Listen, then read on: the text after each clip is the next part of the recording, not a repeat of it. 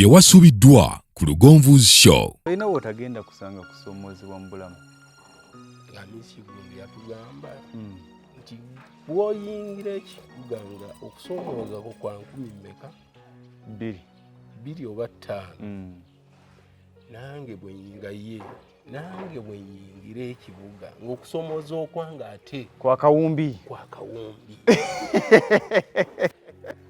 Kwa kawumbi. Naye ebiseera bisinga abavubuka abantu muwakana buwakanyi oli nakubuuza nagamba nti gweoyogera totubuulidde wa gy'oyise ozifunye otya naye gwe byenkugambye tonnaba birowoozako yadde okufumintirizaako okubaako kyokola kyotandika wabula obuuza ate ki nze sijja kubuulira wa gyenkoze eki mpiseewa wabula bino byenkugambye. Waliwo eyaŋŋamba nti